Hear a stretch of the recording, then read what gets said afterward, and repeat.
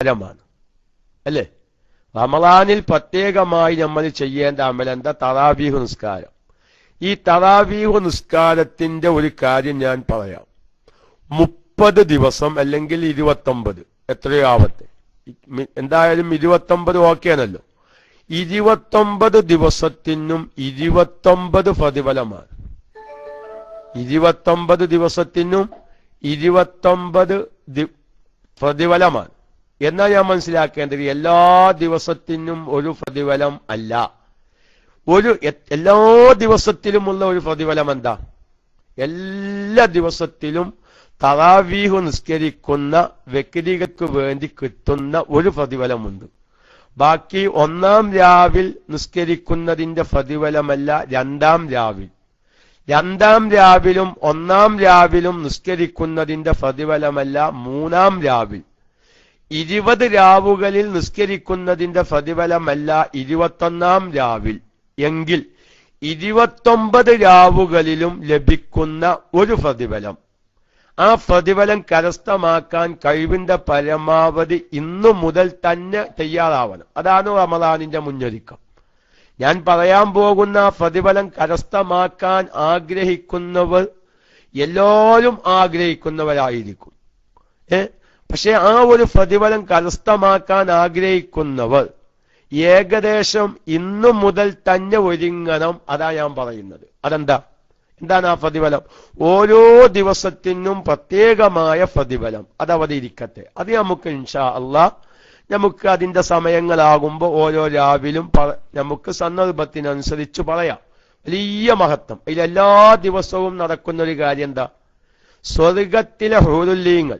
ഇപ്പോ നമ്മുടെ കൂട്ടത്തിൽ ഒരുപാട് ചെറുപ്പക്കാരുണ്ട് അല്ലേ?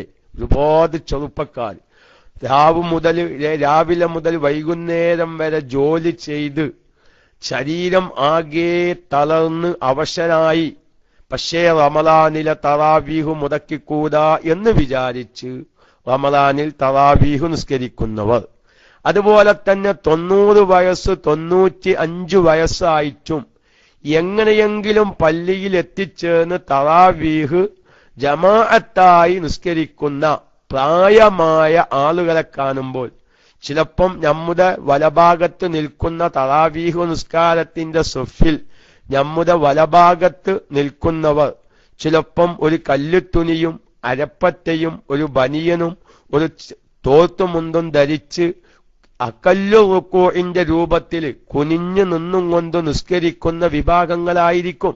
നമ്മൾ അവരൊരു വയസ്സന്മാരായി കാണുന്നുവെങ്കിൽ പ്രിയപ്പെട്ട സഹോദരന്മാരെ, സ്വർഗത്തിലെ ഹൂറുല്ലീങ്ങൾ അത്തരം തറാവീഹ് നിസ്കരിക്കുന്നവരിലേക്ക് ശരീരത്തിന്റെ ക്ഷീണം വകവെക്കാതെ തറാവീഹ് നിസ്കരിക്കുന്നവരിലേക്ക് നോക്കിയും കൊണ്ട് സ്വർഗത്തിലെ ഹൂറുല്ലീങ്ങൾ പറയുന്നൊരു വാക്കുണ്ട്. അല്ലാഹുവേ, ആ കാണുന്ന വയസ്സനെ എന്നനാല സ്വർഗത്തിൽ എന്റെ ഭർത്താവായി എനിക്കു തരണേ. സ്വർഗത്തിലെ ഹൂറുല്ലീങ്ങൾ ദ്വാരക്ക. എന്ത്? ശരീരത്തിന്റെ ക്ഷീണം വകവെക്കാതെ തറാവീഹ് നിസ്കരിക്കുന്നവരിലേക്ക് നോക്കി, വയസ്സും പ്രായവും നോക്കാതെ തറാവീഹ് നിസ്കരിക്കുന്നവരിലേക്ക് നോക്കി സ്വർഗത്തിലെ ഹൂറുല്ലീങ്ങൾ. ആരാ സ്വർഗത്തിലെ ഹൂറുല്ലീങ്ങൾ? ഇന്ന് നമ്മളൊക്കെയും കല്യാണം കഴിക്കുമ്പോ നമ്മളൊക്കെ ഏറ്റവും കൂടുതൽ ആഗ്രഹിക്കുന്നത് എന്താ? കാണാൻ നിറമുള്ളൊരു പെൺകുട്ടി അല്ലേ? കാണാൻ നിറം വേണം. എന്തിനാ മക്കളെ കാണാൻ നിറമുണ്ടായിട്ട് എന്താ കാര്യം? രോഗങ്ങൾ അധികരിക്കുന്ന. നിറം കൂടിയ സ്ത്രീകൾക്ക് രോഗങ്ങൾ അധികരിക്കും, പ്രതിരോധ ശക്തി കുറഞ്ഞിരിക്കുന്നതാണ്. അതുകൊണ്ട് നിറമുള്ള പെൺകുട്ടിയെ കല്യാണം കഴിച്ചവർ തലാക്ക് ചൊല്ലണം എന്നല്ല ഞാൻ പറയുന്നത്. നിങ്ങൾ നല്ലൊരു സർവേ നടത്തിക്കോളൂ. നല്ല കാണാൻ നിറമുള്ള പെൺകുട്ടിയുടെ കൂടുതൽ സംഖ്യ ചികിത്സക്ക് വേണ്ടി ചെലവഴിക്കുന്നത്. നേരെ മറിച്ച് കറുത്തലിവയെപ്പോലത്തെ കറുത്ത പെൺകുട്ടികളുണ്ടാവും, രോഗം വളരെ കുറവായിരിക്കും അവർക്ക്. എന്താ അങ്ങനെ റബ്ബെ പറ്റിച്ച ഓരോരുത്തരെ വിയ്യമാക്കുക, അച്ഛനെ പറ്റിക്കാനൊന്നുമില്ല. അത് ശാസ്ത്രീയ ഭാഷ. നമുക്ക് ശാസ്ത്രീയ വശം അറിയാത്തതിന്റെ പേരിലാണല്ലോ നമുക്ക് കുറെ അബദ്ധങ്ങൾ വരുന്നത്. ഇരിക്കട്ടെ. അപ്പൊ നല്ല കറുത്ത പെൺകുട്ടികളെ കല്യാണം കഴിക്കാൻ തീരുമാനിച്ചോളി. നല്ല കറുത്ത പെൺകുട്ടികളെ നമുക്കത് ഒക്കണില്ലല്ലേ, ഇരിക്കട്ടെ. ഇനി വല്ലാതെ കറുപ്പില്ലെങ്കിലും വല്ലാതെ നിറം കൂടിയത്. ഇനി അവിടെ തന്നെ ഒരു മസ്അല ഉണ്ട്. എന്താ മസ്അല? മഹാനായ അഹ്മദ് ബിൻ ഹംബൽ റളിയല്ലാഹു തആല അൻഹുവിനെ പോലത്തവരൊക്കെയും പറഞ്ഞിട്ടുണ്ട്, അമിതമായ ഭംഗിയുള്ള പെൺകുട്ടികളെ വിവാഹം ചെയ്യൽ കറാഹത്താണ് എന്നൊരു മസ്അല ഉണ്ട്. അമിതമായ ഭംഗിയുള്ള പെൺകുട്ടികളെ, കാരണം അമിതമായ ഭംഗിയുള്ള പെൺകുട്ടികളെ കാണുമ്പോൾ പല പൂവാലന്മാരും ഇടം കണ്ണിട്ടിങ്ങനെ നോക്കിക്കൊണ്ടിരിക്കും. ഇടം കണ്ണിട്ടിങ്ങാണ്ട് പൂവാലന്മാര് നോക്കിക്കൊണ്ടിരിക്കും. അപ്പൊ പൂവാലന്മാരുടെ ഷർറ് കൂടും അമിതമായ ഭംഗിയുള്ള പെൺകുട്ടിയാണെങ്കിൽ. അതുകൊണ്ട് അമിതമായ ഭംഗിയുള്ള പെൺകുട്ടികളെ കല്യാണം കഴിക്കൽ കറാഹത്താണ് എന്നൊരു ഫിഖ്ഹിയായ മസ്അല സാന്ദർഭികമായി കല്യാണം കഴിക്കാൻ ഉദ്ദേശിക്കുന്ന ചെറുപ്പക്കാരിലേക്ക് ഞാൻ വെച്ചു തരികയാണ്. അപ്പൊ ഞാൻ പറയുന്നത്, എല്ലാവരും ഒരു നിറമുള്ള പെൺകുട്ടി. എന്നാ നമ്മുടെ ദുന്യാവിലെ പെൺകുട്ടികളുടെ നിറത്തിന്റെ അവസ്ഥ എന്താ? ഒരു സാധാ വസ്ത്രം ധരിച്ചാൽ പിന്നെ അവരുടെ നിറം കാണുകയില്ല, അല്ലേ? അവരൊരു സാധാരണ വസ്ത്രം ധരിച്ചാൽ അവരുടെ ശരീരത്തിന്റെ നിറം പിന്നെ നമ്മൾ കാണുകയില്ല. വേണ്ട സാബിറെ, പാര വെക്കണ്ട, ഇരിക്കട്ടെ. ഉമ്മുറയ്യാന്റെ നിറം എന്താണ്? അതൊക്കെ നമുക്ക് പിന്നെ ആലോചിക്കാം. ഉമ്മുറയ്യാന്റെ നിറം തൽക്കാലം പെങ്ങൾ കാണുമെന്ന് വിചാരിക്കണ്ട. കാരണം ഇനി എത്ര നിറം ഉണ്ടായാലും ഇസ്ലാമിക വീക്ഷണത്തിൽ ഇത് ഇവൻ മാത്രമല്ലേ കാണുള്ളൂ. ഞാൻ ഒരു വശം കൂടി അവിടെ പറയാൻ, ഞാൻ റൂലിങ്ങളിലേക്ക് കടന്നു വരുന്നത്, നമ്മൾ തറാവീഹ് നിസ്കരിക്കാനുള്ള താല്പര്യം എന്താവണം? തറാവീഹ് നമുക്ക് നിസ്കരിക്കണമെങ്കിൽ എന്ത് വേണം? ആദ്യം ഫർള് നിസ്കാരം ഖളാ വീട്ടണം. അങ്ങനത്തെ അപ്പൊ ഞാൻ മസ്അല കൊണ്ടുവരുന്നത്. അപ്പൊ ആദ്യം തന്നെ നിങ്ങൾ ഫർള് നിസ്കാരം ഖളാ വീട്ടണം എന്നൊരു മസ്അല പറഞ്ഞാൽ അങ്ങനെ ശ്രദ്ധയില് ഖൽബിലേക്ക് അത് വരൂല. പടച്ചോനെ, ഇങ്ങനത്തെ ഹുലുല്ലീങ്ങളെ എനിക്ക് കിട്ടണം, അതിന് എനിക്ക് തറാവീഹ് നിസ്കരിക്കണം. തറാവീഹ് നിസ്കരിക്കണമെങ്കിൽ എനിക്കൊരുപാട് ഫർള് നിസ്കാരം ഖളാ ഉണ്ട്. റബ്ബേ, കഴിവിന്റെ പരമാവധി ഫർള് നിസ്കാരം റംളാനാകുമ്പോഴേക്ക് ഞാൻ ഖളാ വീട്ടട്ടെ എന്ന് ഒരു സാധാരണക്കാരുടെ കൽബിൽ വരാൻ വേണ്ടിയിട്ടാണ് ഞാൻ ഈ ആമുഖം വെക്കുന്നത്. സമയം കളയാണെന്ന് ആരും വിചാരിക്കരുത്. അങ്ങനെ നമ്മൾ ആദ്യം ഒരു താല്പര്യം ഉണ്ടാക്കിയെടുക്കണമല്ലോ. അതിനാലോ ഏത് വിഷയത്തിനൊരു മുഖദ്ദിമാത്തുണ്ട്, അല്ലേ? അതൊക്കെ നമ്മൾ പഠിക്കേണ്ട വിഷയമാണ്.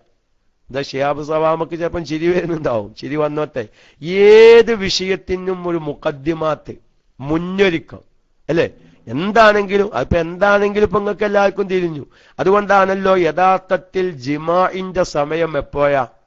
രാത്രി ചോദിച്ചേക്കാം, അത് നമ്മൾ മനസ്സിലാക്കേണ്ട വിഷയമല്ല. അത്തായ സമയത്താ, ഏകദേശം അത്തായ സമയത്താണ് ഒരു ഭാര്യയുമായി ബന്ധപ്പെടേണ്ട സമയം. അതുവരെ മുഖദ്ദിമാത്തുകൾ നടന്നുകൊണ്ടിരിക്കണം എന്നാണ്. അങ്ങനെ മുഖദ്ദിമാത്ത് നടന്ന് അവൻ നല്ല ഒരു ആവേശഭരിതനാകുമ്പോഴാണ് ആ സംഗതി ചെയ്യേണ്ടത്. അപ്പൊ ഏത് വിഷയത്തിനും ഒരു മുഖദ്ദിമാത്തുണ്ട്. ഈ മുഖദ്ദിമാത്താണ് ഞാൻ സാധാരണ ഒരു ശൈലിയിൽ പറയാൻ. അതൊക്കെ ഞാൻ പറഞ്ഞില്ല, അറബി വാക്കുകളൊക്കെ പഠിക്കണം. ഇന്ന് നമ്മൾ ഇംഗ്ലീഷ് വേർഡ് നമ്മുടെ സംസാരത്തിൽ വരുന്നത് പോലെ അറബി വാക്കുകളും നമ്മുടെ സംസാരത്തിൽ വന്നുകൊണ്ടിരിക്കണം. അപ്പൊ ഏത് വിഷയത്തിനും ഒരു മുഖദ്ദിമാത്തുണ്ട്. ഈ മുഖദ്ദിമാത്താണ് മനുഷ്യനെ ആവേശഭരിതനാക്കുന്നത്. ഇങ്ങനെയല്ലേ ഇപ്പൊ കേരള യാത്രക്കൊക്കെ ഇങ്ങനെ കണ്ടില്ലേ? ആദ്യം ഇങ്ങോട്ട് വരികയാണ്, എന്നിട്ട് വന്ന് കേരള യാത്രയുടെ സ്വീകരണമൊക്കെ നമ്മളിങ്ങനെ എവിടെ AP ഉസ്താദ് എന്താ കാണാത്തത് വെച്ചിട്ട് ആ സ്വീകരണ സമ്മേളന നഗരിയിൽ ഒരു നമ്മുടെ ആവേശം റെഡി ആയിക്കോട്ടെ. സാബിറെ, ലൈവ് റെഡി ആയിട്ട് നമുക്ക് കൊടുക്കാം. നമ്മള് കൂട്ടിലെ കോഴിയല്ലേ, അലയാക്ക വരുമ്പോ പെട്ടെന്ന് പൊരിച്ചറക്കാൻ വേണ്ടി കൂട്ടിലെടുത്ത് വളർത്തുന്ന കോഴിയാണല്ലോ. അപ്പൊ നമുക്ക് എപ്പോഴും പറയാൻ സമയമുണ്ട്, ലൈവ് റെഡി ആണെങ്കിൽ റൈസാൻഡ് ചെയ്യാം, അല്ലേ? ലൈവ് റെഡി ആണെങ്കിൽ റൈസാൻഡ് ചെയ്യണം എന്ന്. അതെ, KMIC കൂടിയാടാ ലൈവിന്റെ ആള്? വേം പറയും. KMIC കൂടിയാത് ലൈവേറ്റാണോ? യെസ്. ഞാൻ ഏതായിരുന്നാലും ഇൻഷാ അള്ളാ ഒറ്റ വാക്കുകൂടി പറഞ്ഞു, വിവാഹത്തെ സംബന്ധിച്ച് നിങ്ങൾ പഠിക്കണം. 6 മാസം സൗന്ദര്യവും പിന്നെ സ്നേഹവുമാണ്. എത്ര സൗന്ദര്യപ്പല്ല പെൺകുട്ടിനെ കെട്ടിയാലും വിവാഹബന്ധം നിലനിൽക്കണമെങ്കിൽ സ്നേഹം വേണം. 6 മാസമേ ഏത് പെൺകുട്ടിയുടെയും സ്നേഹം നമുക്ക് തോന്നുകയുള്ളൂ. എന്നാൽ സ്വർഗത്തിലെ ഹൂറുല്ലീങ്ങളുടെ ഭംഗി അങ്ങനെയല്ല. അത് എല്ലാവരും മനസ്സിലാക്കി തറാവീഹ് നിസ്കരിക്കണമെങ്കിൽ ഫർള് നിസ്കാരം ഖളാ ഉണ്ടാവാൻ പാടില്ല. അതുകൊണ്ട് ഒറ്റ വാക്കിൽ മൈക്ക് എടുത്താൻ വെക്കാം. നിങ്ങൾ എന്തു ചെയ്യണം? ഫർള് നിസ്കാരം ഖളാ ഉള്ളവർ ഇന്നു മുതൽ തന്നെ ഖളാ വീട്ടി റമളാനിലെ തറാവീഹ് നിസ്കരിക്കാൻ എല്ലാവരും സജ്ജമാവണമെന്ന് മാത്രം ഉണർത്തി ലൈവിന് വേണ്ടി മൈക്ക് റിലീസ് ചെയ്യുന്നു. അസ്സലാമു അലൈക്കും.